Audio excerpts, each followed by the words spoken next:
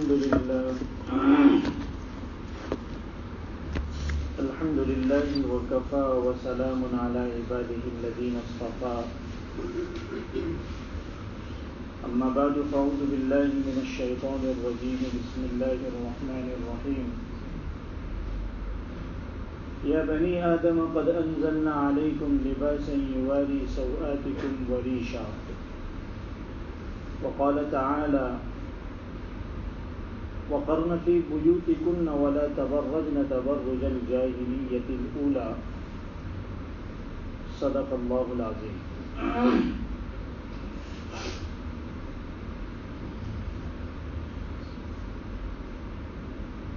اللہ تبارک و تعالیٰ نے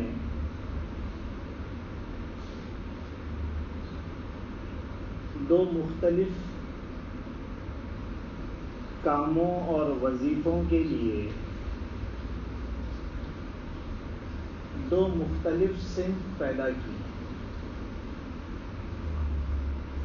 ایک صنف مردوں کی ہے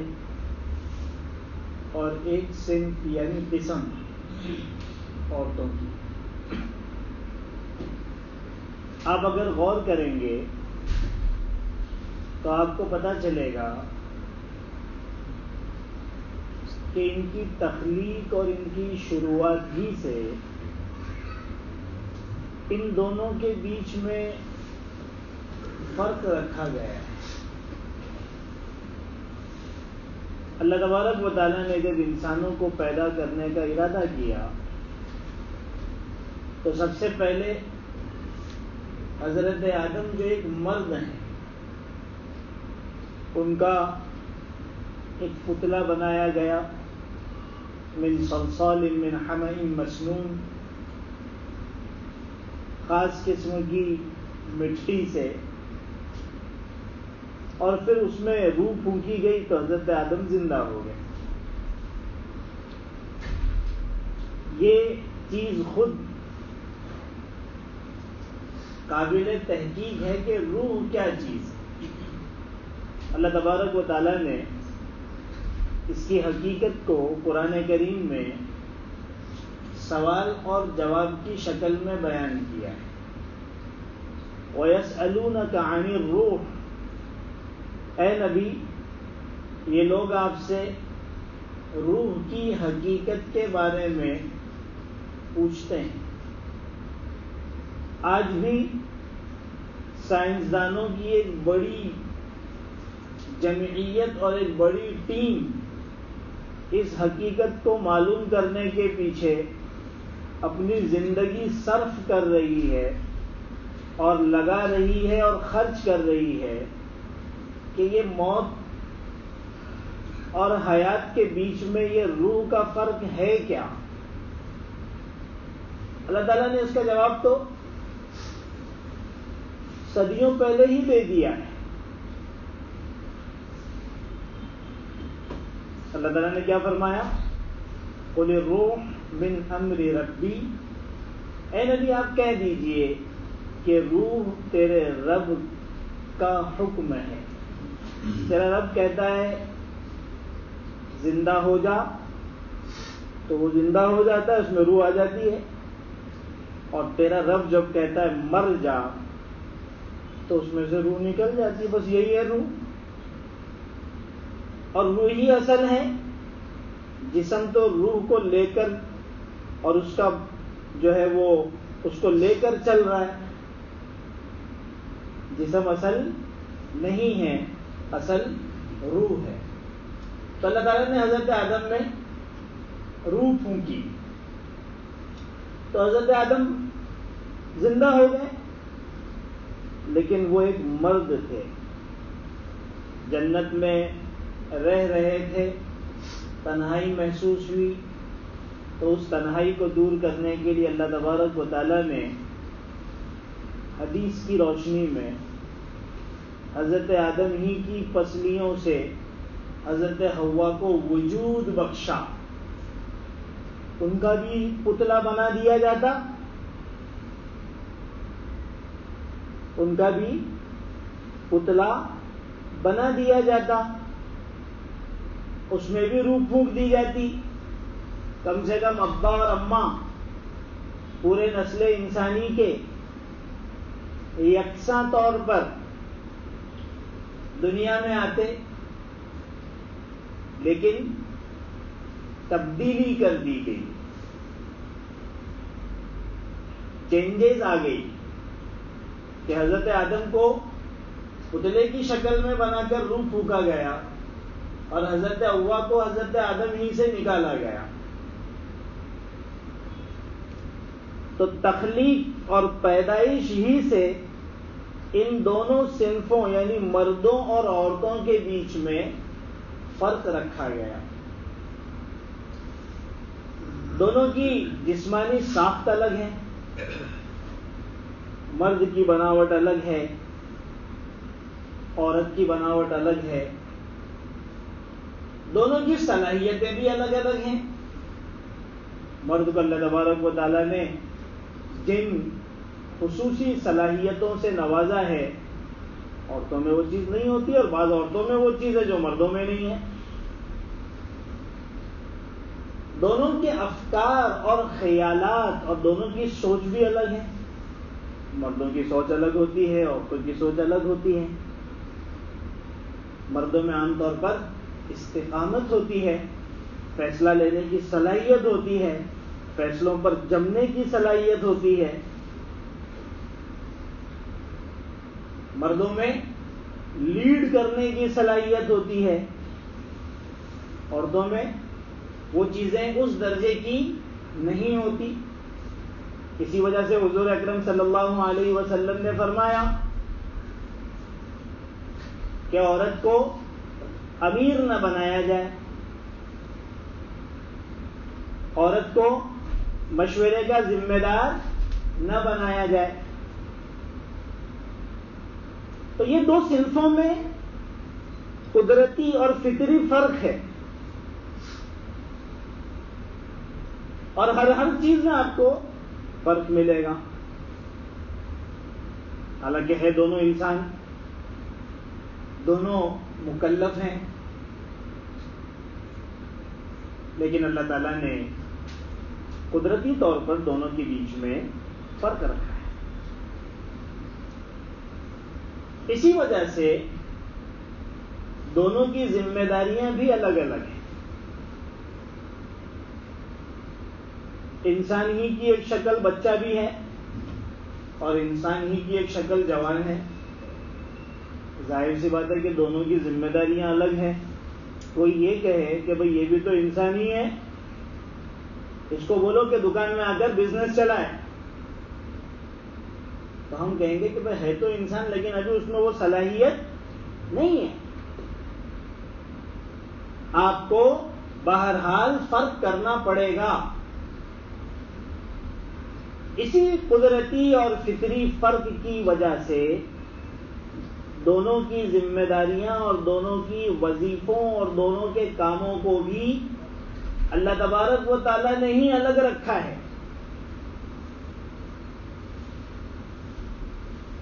کہ مرد کو ذمہ دار بنایا گیا ایک نظام چلانے کے لیے، ایک گھر اور ایک خاندان کا نظام چلانے کے لیے مرد کو ذمہ دار بنایا گیا گھر کے باہر کی ذمہ داری کو پورا کرنے کے لیے، اور عورت کے ذمہ دیا گیا گھر کے اندرونی نظام کو چلانے کے لیے۔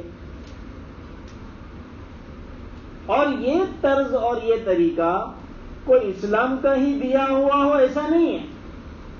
مجموعی طور پر جب سے دنیا بنی ہے طریقہ اور ترتیب یہی چلی آ رہی ہے کہ مرد باہر کے کاموں کو دیکھتا ہے، عورت گھر کے اندر کے کاموں کو دیکھتی ہے۔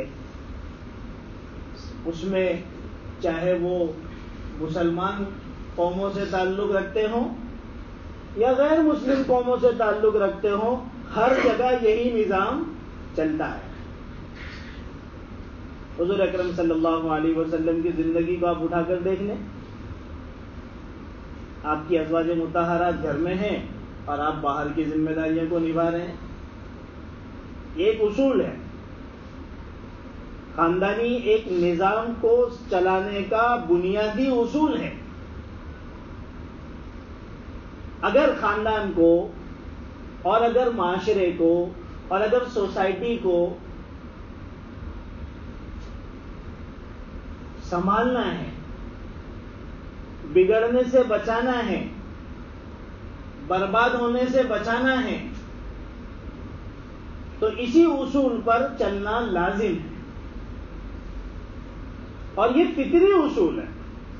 میں نے آپ کو بتایا کہ تخلیق سے لے کر ان کی بناوٹ اور ان کی صلاحیتوں تک میں اللہ تعالیٰ نے فرق رکھا ہے مرد اور عورت میں. یہ فرق ہے ہی اس لیے کہ عورت باہر کے کام کے لیے نہیں ہے، عورت گھر کے کام کے لیے. مرد باہر کے کام کے لیے ہے، اس کے اندر اللہ تعالیٰ نے وہ صلاحیتیں رکھی. تو یہ ایک نظام اللہ تعالیٰ نے دیا. اور حضور اکرم صلی اللہ علیہ وسلم نے جب اپنی صاحبزادی حضرت فاطمہ کا نکاح ہوا اور حضرت علی سے ہوا تو حضرت علی کو بلا کر کہا کہ تمہیں گھر کے باہر کا نظام سنبھالنا ہے، فاطمہ گھر کے اندر کا نظام سنبھالے گی.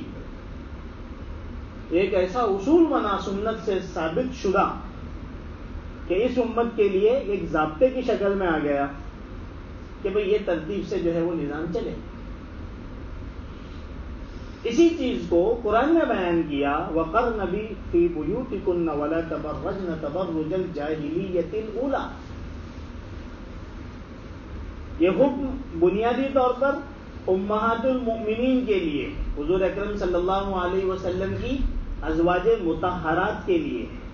کیا ہے کہ تم گھروں میں قرار پکڑی رہو، تمہیں گھروں میں رہنا ہے. اور جس طرح زمانے جاہلیت کے اندر عورتیں بن سور کر نکلتی تھیں اور لوگوں کو اپنی طرف مائل کرتی تھی، بدکاریوں پر ابھارتی تھی، اس طرح سے بن سور کر نکلنا نہیں ہے. اس آیت نے اس بات کو بالکل ثابت کر دیا کہ عورتوں کو اصل تو گھر میں ہی رہنا ہے، بلا ضرورت گھر سے نکلنا نہیں. ہاں ضرورت ہو تو گھر سے نکل سکتے ہیں، اس کی اجازت ہے، لیکن پھر اس سلسلے میں شریعت نے دوسرے بہت سارے احکامات دیے. لیکن ایک بات ثابت ہو گئی کہ عورت کی فطرت کے مطابق جو حکم قرآن نے دیا اور جو حکم حضور اکرم صلی اللہ علیہ وسلم نے دیا وہ یہ ہے کہ عورتیں اپنے گھروں میں رہیں. اور عورتیں اپنے گھروں میں کس طرح سے رہیں؟ اپنے گھروں میں جہاں پر محرم رہتے ہیں، باپ رہتا ہے، شوہر رہتا ہے، بھائی رہتے ہیں، اپنی اولادوں میں اپنے بیٹے رہتے ہیں، ان کے ساتھ بھی اس کو اس طرح سے رہنا ہے کہ اس کے جسم کے اعضاء کا ظہور ان کے سامنے نہ ہو. گھر والوں کے لیے حکم ہے. لوگ تو سمجھتے ہیں کہ ایسا لباس پہن کر باہر نہیں جانا. یہ حکم تو گھر والوں محرم لوگوں کے لیے ہے کہ عورت کو ایسا لباس اپنے محرموں کے سامنے بھی نہ پہنے، اپنے باپ کے سامنے بھی نہ پہنے، اپنے بھائیوں کے سامنے بھی نہ پہنے، اپنی اولاد کے سامنے بھی نہ پہنے، جس سے اس کے جسم کے نشیب و فراز اور اس کے جو ابھار ہے وہ نظر آئے. اسلام نے یہاں تک پابندی لگائی اور اس طرح کے لباس کو بھی منع کیا جو اتنے باریک ہوں کہ جسم اندر سے جھلکتا ہو. لڑکی اگر اتنی بڑی ہو گئی ہے کہ وہ شہوت کے قابل ہو چکی ہے تو اب اس کو ایسے لباس کو پہننے سے منع کیا جائے گا. ہم اپنے معاشرے پر، اپنے گھروں پر نظر ڈالنے کہ ہمارا کیا حال ہے. تو اللہ تعالیٰ نے حکم دیا وَقَرْنَ فِي بُيُوتِكُنَّ، گھر میں رہنا ہے اور گھر میں محرموں کے ساتھ اس طرح سے رہنا ہے. یہ سارے حکم کیوں دیے جا رہے ہیں؟ یہ سارے حکم اس لیے دیے جا رہے ہیں، یہ سارے احکامات اس لیے بتائے جا رہے ہیں تاکہ ہمارا معاشرہ عفت والا، پاک دامنی والا معاشرہ رہے. اس لیے کہ اللہ تعالیٰ نے فرمایا ہے وَالَّذِينَ هُمْ لِفُرُوجِهِمْ حَافِظُونَ، کہ کامیابی کے لیے ضروری ہے کہ اپنی شرمگاہوں کی حفاظت ہو. الا علی ازواجہم او ما ملکت ایمانہم، صرف تم کو اتنی گنجائش ہے کہ تم اپنی اس خواہش کو جائز طریقے سے نکاح کے راستے سے پورا کر سکتے ہو، یا پھر باندیوں کا مسئلہ ہو. باقی اس کے علاوہ کوئی اور راستہ شریعت نے نہیں رکھا ہے. اسی وجہ سے تو شریعت چاہتی ہے نا کہ نکاح آسان ہو. اور جہاں بچے اور بچیوں کے اندر اس طرح کی خواہشات پیدا ہونا شروع ہو جائے اور وہ عمر کے جو ہے وہ قریب پہنچ جائے، ان کا نکاح کر دیا جائے. یہ سارے احکامات کیوں ہیں؟ یہ سارے احکامات اسی لیے ہیں کہ ہمارے معاشرے کے اندر پاک دامنی رہے، ہمارا معاشرہ گناہوں سے پاک رہے. اور یہ ساری چیزیں نہ ہونے کی وجہ سے بہت ساری چیزیں ہمارے علم میں ہیں، بہت ساری چیزیں ہمارے علم میں نہیں ہیں، لیکن ہمارا معاشرہ گناہوں کے اندر ملوث ہو چکا ہے. اللہ تعالیٰ کیا فرماتے ہیں؟ یا بنی آدم قد انزلنا علیکم لباس یواری سوآتکم وریشا. اے بنی آدم، ہم نے لباس تم کو کیوں دیا ہے؟ دو مقصد بتایا. ایک مقصد بتایا کہ تمہارے ستر پوشی ہو جائے، ستر چھپ جائے. دوسرا یہ کہ زینت کا سبب ہے، ایک آدمی کو ننگا دیکھ لو اور وہی آدمی کو لباس میں دیکھ لو. لباس کے اندر اللہ تعالیٰ نے زینت رکھی ہے. لباس کے اندر اللہ تعالیٰ نے کیا رکھی ہے؟ زینت رکھی ہے. انسان لباس میں اچھا لگتا ہے، اور وہی وہ اپنے آپ کو ہی دیکھ لے وہ کیسا لگتا ہے بغیر لباس کے. تو ایک چیز جو بنیادی چیز اللہ تعالیٰ نے بیان کی کہ بھئی یہ لباس تو ستر پوشی کے لیے ہے، تمہارے جسم کے اندر جو چھپانے والے اعضاء ہیں ان کو چھپانے کے لیے اللہ تبارک و تعالیٰ نے لباس دیا ہے. اسی وجہ سے ہر وہ لباس جس میں ستر پوشی نہیں ہوتی وہ لباس ہی نہیں ہے. ہر وہ لباس جس میں ستر نہیں چھپتا وہ لباس ہی نہیں ہے، کیونکہ لباس تو ستر چھپانے کے لیے آیا ہے. اسی کی تشریح حضور اکرم صلی اللہ علیہ وسلم نے فرمایا رب کاسیۃ عاریۃ. ایک حدیث میں آیا بہت ساری عورتیں ایسی ہیں جو کپڑا پہنی بھی ہوتی ہیں لیکن ہوتی ننگی ہیں. عجیب بات فرمائی کہ کپڑا پہن کر بھی کوئی ننگا ہو سکتا ہے.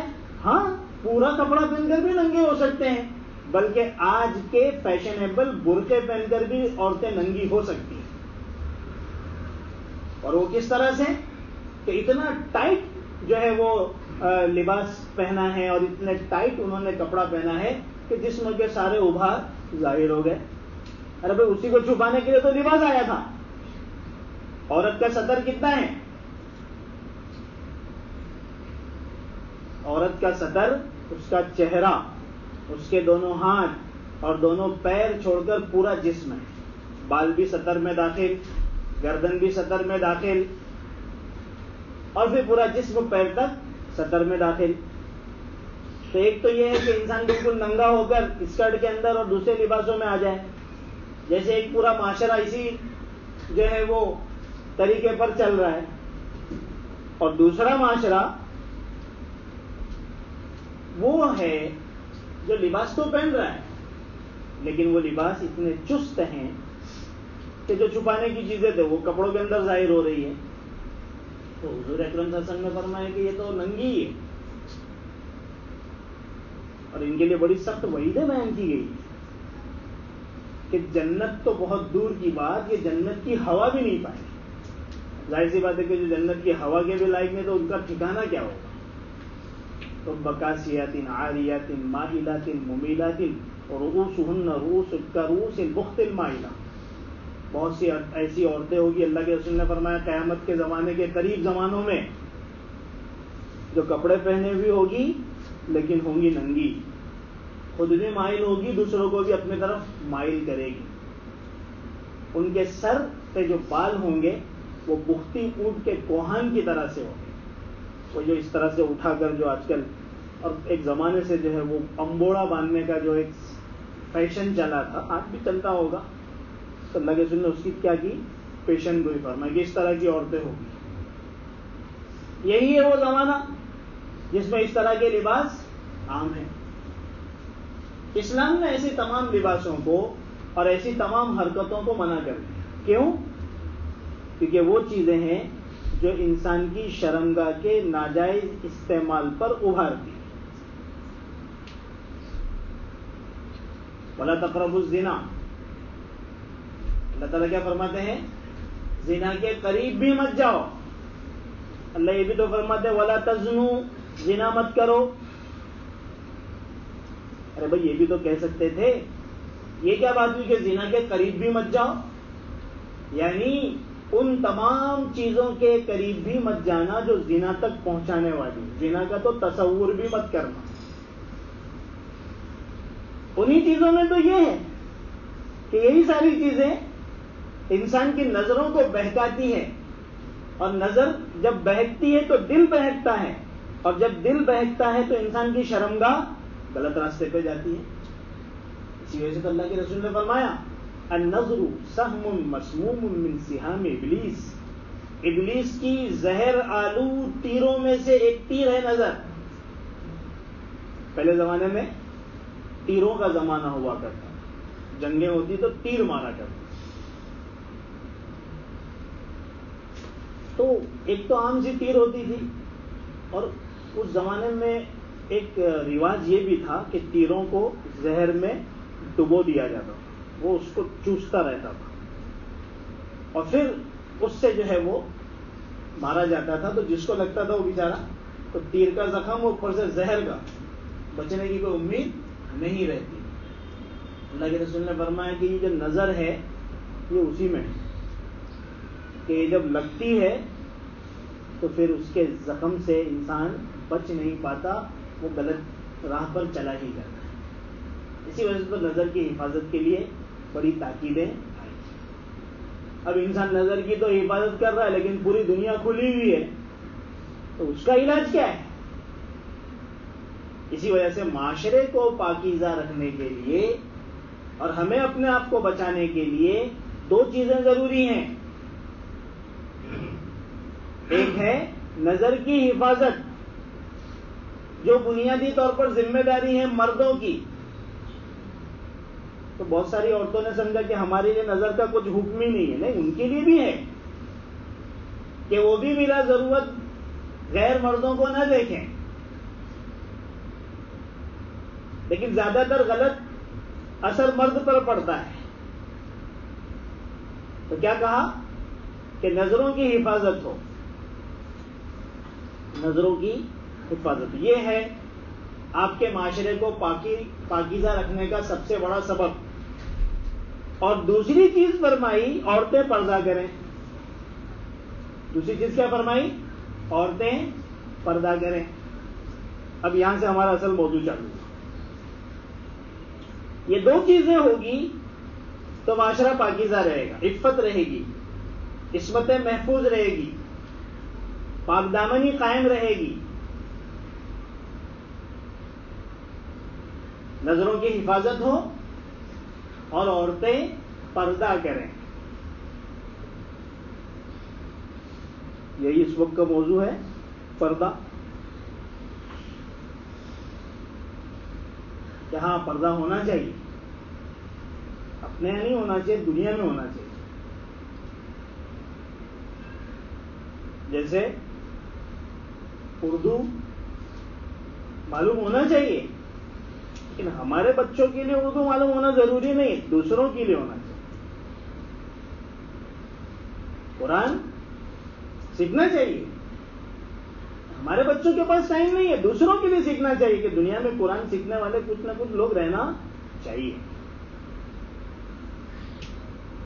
اسی طریقے سے پردہ ہونا چاہیے، ہمارے لیے نہیں ہونا چاہیے، دوسروں کے لیے ہونا چاہیے. اور پھر ایک طبقہ ابھرتا ہے. پہلے تو غیر مسلم پردے کی مخالفت کرتے تھے، ان کو تو ویسے اسلام سے چڑ ہے. تھوڑا سا یہ بھی ہم سمجھ لیتے ہیں کہ بھئی یہ سب چیزیں آئی کہاں سے. پہلے تو ساری عورتیں گھروں میں ہی تھی، پھر ساری عورتیں گھروں سے باہر آ گئی. اور میں نے جیسے آپ کے سامنے عرض کیا کہ پہلے صدیوں سے جو نظام چلا آ رہا ہے بلا تفریق مذہب و ملت، کہ عورتیں گھر میں رہتی تھی، مرد باہر رہتے تھے. تو اصل بات یہ ہے کہ 16ویں صدی میں جب یورپ کے اندر صنعتی انقلاب آیا، یورپ تو بہت برے حال میں تھا، اس کی تاریخ اٹھا کر دیکھ لیجیے، لیکن بعد میں جب وہاں پر جو ہے وہ تجارت اور فیکٹریاں اور دنیاوی ترقیاں جو ہے وہ ہونے لگی، تو ظاہر سی بات ہے کہ تجارت ہے اور اس لائن سے جو ہے محنت ہے، تو انسان کو باہر جانا پڑے گا، سفر کرنا پڑے گا. تو ایک ایک عرصے تک وہ لوگ سفر کی وجہ سے باہر رہتے تھے، تو ساتھ میں عورت ہوتی نہیں تھی، ان کی بیویاں گھروں میں ہوتی تھی. ایک مسئلہ تو یہ تھا. دوسرا مسئلہ یہ تھا کہ جیسے جیسے ترقی ہونے لگی تو گرانی بھی بڑھنے لگی. تو مرد نے یہ سوچا کہ بھئی میں کما کے عورت کو کھلاؤں، اس سے بہتر ہے کہ عورت اپنی ذمہ داری خود نبھائے. تو یہ دو بنیادوں کی وجہ سے عورت کو باہر لایا گیا، گھروں سے باہر لایا گیا، آزادی نسواں کی تحریک چلا کر، اور یہ سمجھایا گیا کہ تم جو گھر میں رہ رہے ہو تمہارے ساتھ ظلم ہو رہا ہے، کہ تمہارے ساتھ ناانصافی ہے، تمہیں بھی باہر نکلنا چاہیے، دنیا کی ترقی میں تمہارا بھی حصہ ہونا چاہیے، تمہیں بھی بڑے بڑے عہدے ملنا چاہیے، اور ہم دونوں مل کر کمائیں گے تو گھر اور زیادہ آگے بڑھے گا، مال زیادہ آئے گا. اس چیز کو بنیاد بنا کر ایسا پروپیگنڈا کیا گیا اسی زمانے سے. تو پروپیگنڈا میں ویسے ہی بہت آگے ہیں کہ اس پروپیگنڈا کا اثر ہوا کہ عورتیں سب باہر آ گئی اور سارے چھوٹے موٹے کاموں کے اندر عورتوں کو ڈال دیا گیا. آج بھی جس ایئر ہوسٹس کو بہت اونچی نظر سے دیکھا جاتا ہے وہ کرتی کیا ہے؟ ہاں، آپ کے بیل بجانے پر آپ کو پانی پہنچا رہی ہے، آپ کے بیل بجانے پر آپ کو چاکلیٹ دے رہی ہے، سب کو کھانا سرو کر رہی ہے، اور بہت ساری اور بھی ضرورتوں کے لیے یہی بیچاری کام کرتی ہیں. ان کو تو سب سے گھٹیا کام دے دیا گیا تھا کہ اسلام نے اس کو گھر کا ملکہ بنایا تھا.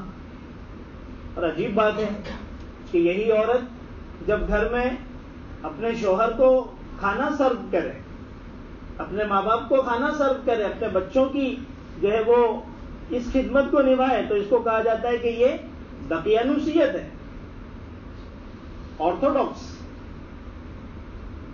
رجعت پسندی ہے، اور یہی ساری دنیا کے خدمتوں میں لگی ہے، تو اس کو کہا جاتا ہے ترقی ہے. عجیب و غریب ہے. تو اس طریقے سے عورتوں کو باہر نکالا گیا، اور حقیقت یہ کہ مرد اپنی ہوس کو پورا کرنے کے لیے باہر نکالا ہے کہ میری بیوی تو گھر میں ہے، میری ہوس کیسے پوری ہوگی. تو اس طرح سے سب کو باہر نکال کر اپنی ہوس کا وہ شکار بناتا ہے. جب پیے بھی عورت ہے اور دربان بھی عورت ہے، اور ہر جگہ آپ کو عورت نکلے گی، کوئی جگہ اس سے بچی ہوئی. اور پھر آزادی کی کھلی چھوٹ دے دی گئی کہ قانون بھی ایسے بنائے گئے کہ اگر یہ دونوں آپس میں رضامندی سے چاہے تو آپسی تعلقات قائم کر سکتے ہیں. اسلام انہی چیزوں سے روکنا چاہتا ہے، معاشرے کو برباد ہونے سے بچانا چاہتا ہے. اس کا نتیجہ کیا ہوا؟ آزادی آزادی آزادی. اس کا نتیجہ یہ ہوا کہ سب سے پہلے ان کا فیملی سسٹم ختم ہو گیا. آج وہاں پر خاندانی نظام نام کی کوئی چیز نہیں. صبح شوہر بھی کام پہ چلا گیا، بیوی بھی کام پہ چلے گئی، اگر اولاد ہے تو اس کو چائلڈ کیئر کے اندر بھیج دیا. اب جس بچے کی پرورش بغیر ماں باپ کے، نہ باپ کی شفقت نہ ماں کی ممتا ہوگی، تو اس بچے کے اندر ماں باپ کے تعلق سے کوئی جذبات رہیں گے؟ ارے بھائی، ماں کو دودھ پلانے کے لیے جو کہا گیا ہے وہ کیوں کہا گیا؟ کہ وہ اپنا خون پلاتی ہے. تو بچے کے اندر ماں کے لیے وہ جذبات ہوتے ہیں. یہاں تو کچھ ہے ہی نہیں، شروع سے ہی اس کو ڈبے کا دودھ شروع کر دیا، اب دوسروں نے پالا، تو ان کے یہاں پر باپ کی کوئی شفقت ملی ہی نہیں، تو باپ کے لیے کوئی عزت ہے بھی نہیں. ماں کی ممتا ملی نہیں تو ماں کے لیے کوئی محبت ہے ہی نہیں. اسی وجہ سے آپ نے سنا ہوگا کہ جب یہی باپ جوانی سے نکل کر بوڑھاپے کی حدود میں پہنچتا ہے تو یہی بچہ اس کو ہوم فور ایجڈ میں پہنچا دیتا ہے کہ اب تمہاری جگہ یہ ہے. الحمدللہ ہمارا معاشرہ اس سے پاک ہے. اتنی برائیوں کے باوجود بھی ہم میں بھی وہ خرابیاں نہیں ہیں, لیکن جن کی تقلید ہم کر رہے ہیں, جن کو ہم بڑے جو ہے اونچی نگاہوں سے دیکھتے ہیں, اور جہاں پر خود پہنچنے اور اپنے اولاد کو پہنچانے کے لیے پتہ نہیں کیا کیا کرتا ہے. US پہنچانا ہے, UK پہنچانا ہے, اور جرمنی بھیجنا ہے, اور وہیں کی لائف جو ہے وہ لینا ہے, وہاں کا حالات ہی ہے. تو ہوم فور ایجڈ میں اس کو ڈال دیا جاتا ہے. اور بہت سی ایسی مثالیں موجود ہیں ہمارے علم میں, پتہ نہیں ایسا کتنا ہوگا. تو بیچارہ اسی میں رہ کے مر گیا, اور اس کو کال آیا کہ بھائی کم سے کم آخری رسومات کے لیے تو آ جاؤ. تو اس نے اس میں جانے سے بھی انکار یہ کہہ کر دیا کہ میں بہت بیزی ہوں, کام میں میٹنگ ہے, پلیز آپ اپنا کام کریں, جو کریا کرم ہے وہ کر ڈالو, انتم سنسکار, اور اس کا جو بل ہے وہ میرے کو بھیج دینا. تو یہی ہوگا. اسلام ان چیزوں سے روکنا چاہتا ہے. دو بنیادی چیز ہے. اپنی بات کو ختم کروں گا, 5 منٹ لگیں گے. ایک ہے نظر کی حفاظت, دوسرا ہے پردہ. اب سوال یہ کہ یہ پردہ کس چیز کا ہے. یہاں پر آ کر ہمارے میں مسلمانوں میں بڑا انتشار ہے, بڑا اختلاف ہے. پردہ کس کا ہے؟ تو ایک بڑا طبقہ جو جدید تعلیم یافتہ مسلمانوں کا ہے, لبرل قسم کا ہے, ان کا ایسا کہنا ہے کہ چہرے کا پردہ نہیں ہے, پردہ تو باڈی کا ہے. پردہ تو باڈی کا ہے. تو ایک اسٹاف نکلا جس میں عرب ممالک آپ کو سر فہرست نظر آئے, اور اسی اسٹاف کے اوپر جھگڑا ہو رہا ہے. پردہ تو ہے ہی نہیں ویسے بھی ہمارے یہاں پر, کہ آج ہمارے بچیوں کے سروں سے جو بیچاری کچھ پردہ کر رہی ہیں, اور کچھ بیچاری اسٹاف میں غنیمت ہے, وہ بھی جو ہے وہ چھیننے کی جو ہے کوششیں ہو رہی ہیں, بلکہ فیصلے ہو چکے ہیں. ہمارے حساب سے کوششیں, ان کے حساب سے فیصلے ہو چکے ہیں. اور آج ان کے اسکارف کا معاملہ ہے, پردے کا معاملہ ہے, کل آپ کی ٹوپی اور داڑھی کا معاملہ آئے گا. ٹھیک ہے, تو ہم اس بحث میں پڑے ہیں. اب ڈیبیٹس ہو رہے ہیں اور پتہ نہیں کیا کیا ہو رہے ہیں. پردے کی حجیت کے اوپر جو ہے بحثیں ہو رہی ہیں. تو پردہ تو اصل چہرے کا ہے. ابھی میں نے آپ کے سامنے بتایا کہ لباس کا اصل مقصد ہے جسم کو چھپانا. یا بنی آدم قد انزلنا علیکم لباسا یواری سوآتکم وریشا, تمہارے سطر کو چھپانے کے لیے لباس ہے. تو لباس جو ہوتا ہے, کپڑا جو ہوتا ہے, وہ تو جس جسم کو چھپانے کے لیے ہوتا ہے. پردہ جو آیا جس کے لیے باقاعدہ قرآن کی آیت اتری, یدنین علیہن من جلابیبہن, کہ اب یہ اپنے اوپر پردہ ڈالیں. اس سلسلے میں بہت ساری روایتیں ہیں. ان ساری روایتوں کا خلاصہ ہے حضرت عبداللہ بن عباس رضی اللہ تعالیٰ عنہ کی روایت میں آتا ہے کہ جب یہ حکم نازل ہوا تو اس زمانے میں چونکہ پردہ تھا نہیں چہرے کا. ارے بھائی اس زمانے میں کیا عورتیں ننگی گھومتی تھی کہ ننگے گھومتے تھے تو جسم چھپانے کے لیے حکم آیا نہیں. وہ تو آلریڈی کپڑا تو پہنتے ہی تھے سب لوگ, شرم و حیا تھا اس زمانے میں. اور جو غلط قسم کی عورتیں تھیں وہ تو ہر زمانے میں ہوتی ہے, وہ الگ بات ہے, جس کے بارے میں فرمایا کہ ان زمانے جاہلیت والی عورتوں کی طرح سے مت گھومنا. لیکن جب یہ آیت اتری تو روایتوں میں آتا ہے کہ ازواج مطہرات نے اور مسلمان صحابیات نے اور اللہ کے رسول صلی اللہ علیہ وسلم کی بیٹیوں نے اپنے اوپر ایک چادر ڈال دی, ایسی چادر جس نے ان کے سر سے لے کر پیر تک چھپا دیا. بعض روایتوں میں آتا ہے کہ ایک آنکھ کھلی, بعض روایتوں میں آتا ہے کہ 2 آنکھ خالی کھلی. تو پردہ تو آیا ہی چہرے کو چھپانے کے لیے. حجاب کا حکم جو جلباب کہتے ہیں, عربی میں جلباب کہتے ہیں ایک بڑی سی چادر جو آپ کے سر سے لے کے آپ کے پیر کو چھپا, صرف آنکھ اس لیے کھلی رہے گی تاکہ نظر آئے. اور یہی احادیث سے ثابت ہے. تو اس جو فرق کو سمجھنے کی ضرورت ہے. ستر الگ ہے, پردہ الگ ہے. جسم کو چھپانا یہ الگ حکم ہے, وہ تو ہر ایک کے اوپر لازم ہے. میں نے جیسے آپ کو ستر کے بارے میں بتایا کہ چہرہ, دونوں ہاتھ اور دونوں ہتھیلی, لوگوں کو اسی میں شبہ ہو گیا. لوگوں نے ستر کو سمجھا حجاب اور پردہ, حالانکہ ستر الگ چیز ہے اور پردہ بالکل الگ چیز ہے, جس کو آپ حجاب کہتے ہیں، جس کو آپ برقع کہتے ہیں، دونوں الگ الگ چیزیں. ستر کا حکم الگ آیا ہے، پردے کا حکم الگ آیا ہے. یہ دو چیزیں اگر قابو میں رہی معاشرے میں کہ نگاہیں قابو میں ہیں اور عورتیں حجاب کرتی ہیں، یعنی پردہ کرتی ہیں، چہرہ چھپاتی ہیں، تو ضمانت ہے اس بات کی کہ تمہارا معاشرہ پاکیزہ رہے گا. اور اگر یہ چیزیں نہیں ہیں تو پھر معاشرہ جو ہے وہ پاکیزہ نہیں رہ سکتا. اس لیے کوشش کریں کہ اپنے گھر میں بھی جو ہے وہ حجاب کی اور پردے کی جو شرعی پردہ ہے اس کو جو ہے وہ ہم لاگو کریں، جاری کریں اپنی عورتوں پر. اور دیکھیے دین کی حفاظت تو ہم کو خود کرنی ہے. خالی بڑے بڑے ٹویٹس لکھ دینے سے اور بڑے بڑے میسیجز لکھ دینے سے اور سوشل میڈیا کے اوپر جنگ کرنے سے کچھ ہونے والا نہیں. جو آج ہم یہی کر رہے ہیں، اس کے علاوہ کوئی کچھ کر نہیں رہا ہے. اور سمجھ رہے ہیں کہ پوری میدان ہم نے مار لیا ہے، جبکہ میدان میں کہیں پر بھی نظر نہیں آ رہا.